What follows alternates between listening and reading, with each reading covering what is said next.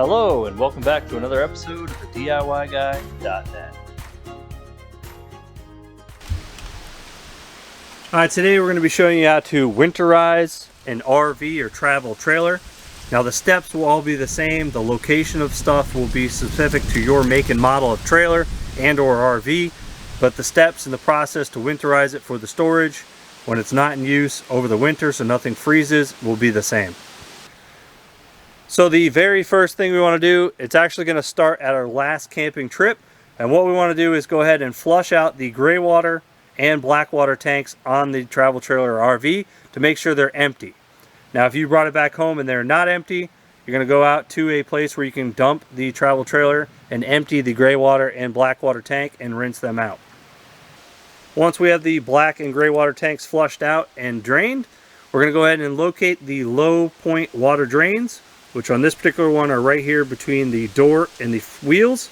And you'll see that there are 3 valves hanging down, one for the cold water, one for the hot water, and then one for the onboard storage tank of water on the camper or RV. So we're going to go ahead and open all those, then we'll go inside and open all the faucets and shower and let everything drain down for a little bit.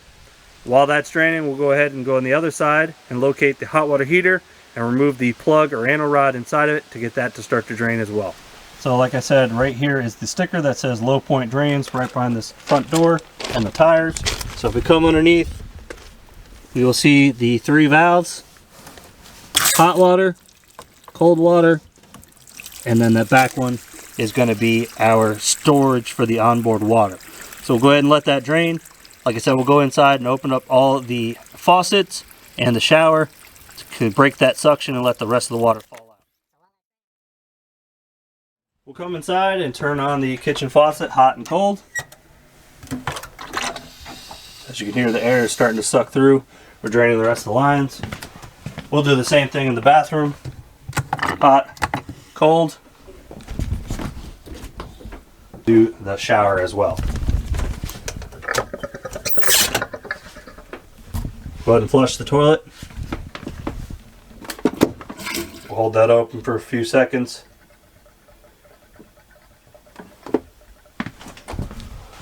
So on the front of this one right here, on the driver's side of the RV, we're going to find our hot water heater, and just below that is our outdoor faucet. So we'll go ahead and pull that out, open the hot and cold, and let that drain down as well. And then we'll open this up and get to the anno rod or the plug and remove that so we can get the heater to drain.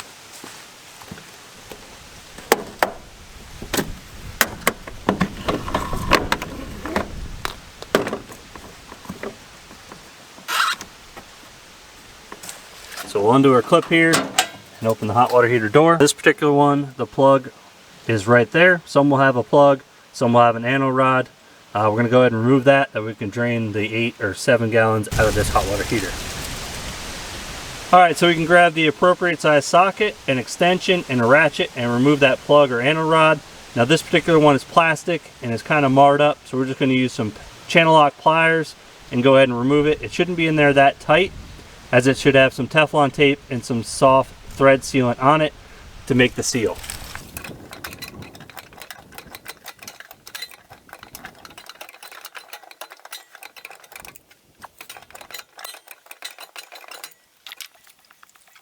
Alright, so we got the plug removed, it's starting to drain. We're going to go ahead and open the pressure relief valve to let air in there and the water come out more in a full stream so it drains a little bit faster.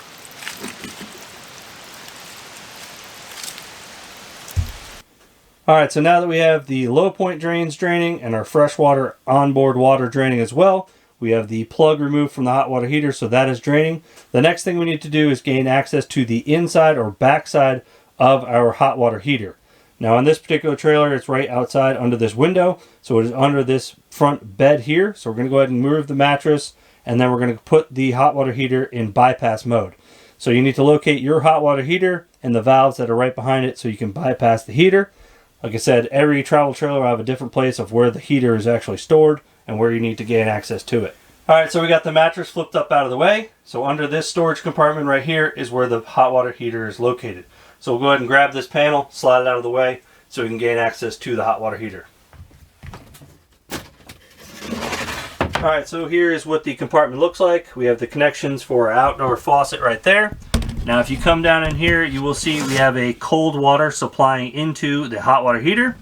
Right here is our valve going out of the hot water heater and onto the rest of the hot system. So we need to close that valve right there with the cold water coming in. We'll close the hot water going out, and then we're going to open this bypass valve right here. Now what that's going to do is when we go ahead and pump antifreeze through the system, it is not going to go into the hot water heater, and we're not going to waste gallons of antifreeze. It's going to come in this cold line here, bypass into the hot system and go out, and like I said, not contaminate or get any into the hot water heater. I'm going to turn the bypass valve on, the cold feed into the hot water heater off, and then this hot valve up here off as well. So you can see they're across the pipe, so those two are off, and this one is with the pipe, so it is on. So like I said, our antifreeze will come in, go through here, transfer out to the hot system. Alright, so now we got the hot water heater on bypass. We'll come back outside as it's done draining. We're just going to thread the plug in a few turns just to keep the bugs and critters out of the hot water heater. We'll get that just a couple threads in. We'll go ahead and close our pressure relief valve. Then we'll go ahead and close the door for the hot water heater. We'll come back to our low point drains. As you can see, they are done draining, so we're going to go ahead and close all these valves. Alright, so now that we have the hot water heater bypassed, we put the plug back in and it's drained. We closed our low point drains on the outside. Now we need to locate the 12 volt water pump. Now on this particular one, it is under the kitchen sink and it's behind this draw. So we're going to go ahead and remove both these draws just so we can film and show you a little bit better.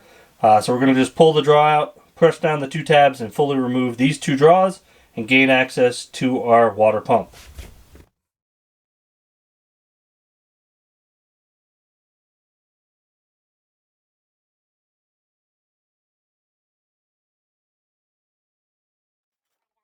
Alright, so we pulled the two draws out. As you can see, there's our pump. So this right here is our supply valve coming in. So we're going to shut that off on this particular style. And then this one here has a T with a valve that is shut here, which we need to turn on. We'll grab this white hose, which is just coiled in there. It's probably about 24 inches or 2 feet long.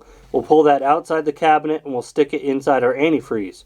So we're going to have that valve closed, so we're not drawing from the onboard water tank. This one open, so we're going to suck up our antifreeze through our system and pump it through. Now there are other pumps where you disconnect your inlet hose with a little black clip, pop it off, and then you have a short hose that plugs in there and clips on that gives you this siphon line here. This particular one is built in. It's kind of nice. You don't have to lose that piece of pipe or find it inside this cabinet if someone did not put it back. So we're going to close this valve, open this valve, pull this white hose out, stick it in our antifreeze, turn our pump on, and start pumping the antifreeze through the system.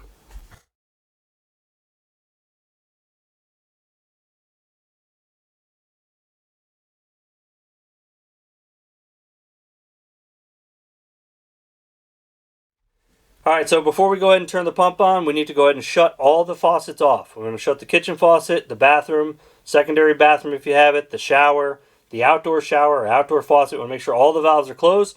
So when we turn the pump on, it's going to suck up this antifreeze and then it should hit pressure and stop. And then we'll go one by one getting antifreeze through each line at each faucet. That way we don't end up running the antifreeze dry and creating an air pocket. We'll run this one until it gets a couple inches from the bottom. Then we'll go ahead and swap it out with another jug and we can pour the remainder into the jug we're using.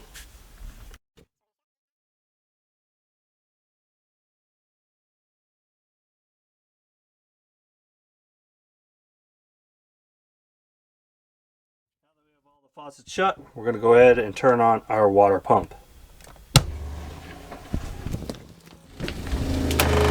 You will see it start to use the antifreeze to pressurize the system.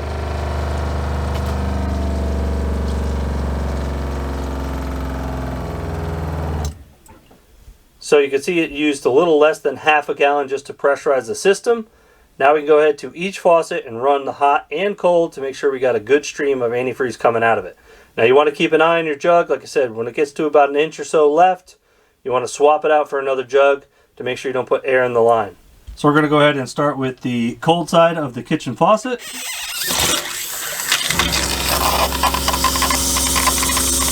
Pretty good line. I'm going to shut that off. We'll do the hot side. See, we got some water there coming out of it. We're going to let this run for a little bit.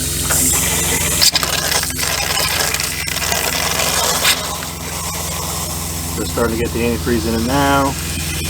Pretty good stream. We'll shut it off. We'll recheck the cold. Pretty good stream, no air. So the kitchen is done. We'll go ahead and move to the bathroom. Bathroom, hot side. Got water coming out. Here comes antifreeze. Turn it up. Go do the cold side. So we got a little bit of water there. The tank. Getting the air out. We'll shut that off. Go to the toilet.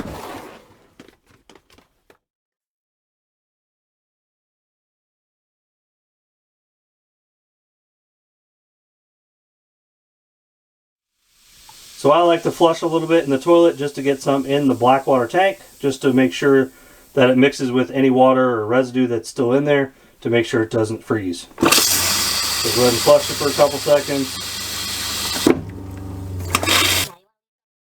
So you want to leave some in the toilet bowl to protect that seal from drying out. Now we'll go ahead and do the shower.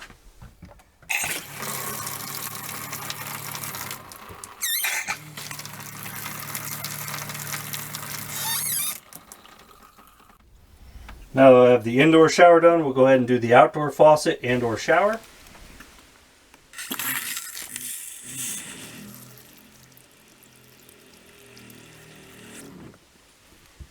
Turn the hot on. Now we'll go ahead and coil this up and close the door.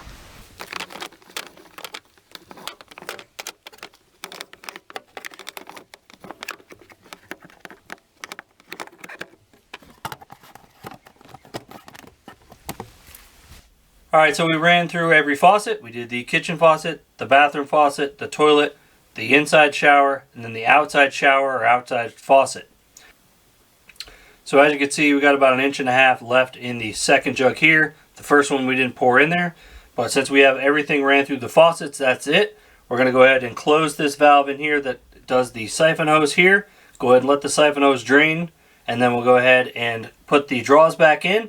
And I'll use a 1/3 gallon of antifreeze to add to each side of the kitchen sink. Also the bathroom sink. Put a little bit more down the toilet and add some to the bathroom trap as well, just to make sure that we have enough going into the traps that they are protected from freezing, and also that some makes its way down into the gray water and black water tanks themselves, so they are protected from freezing as well.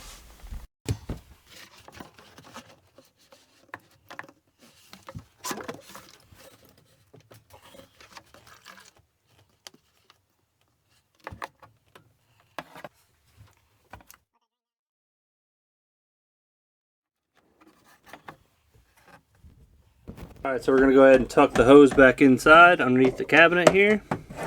We'll go ahead and close the siphon hose valve, and then we'll go ahead and open the water inlet one so it's ready to go for next season. We'll go ahead and put the draws back in.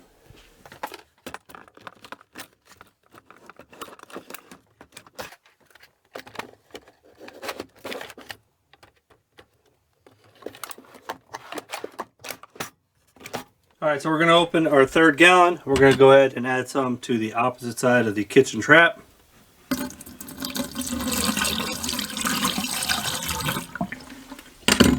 We'll add a little bit more to this side as well.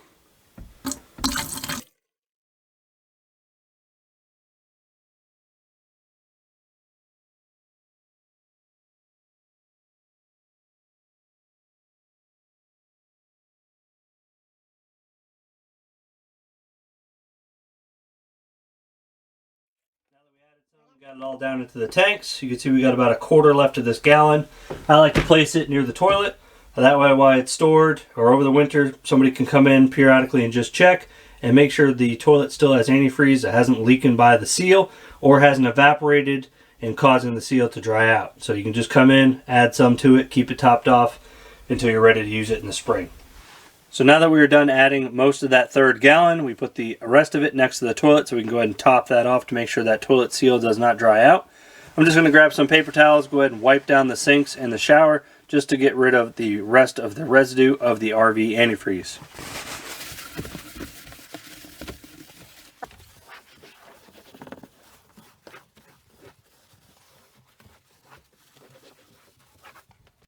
Alright, so we finished getting the RV antifreeze throughout the system. We added a little bit more to our traps and all the fixtures.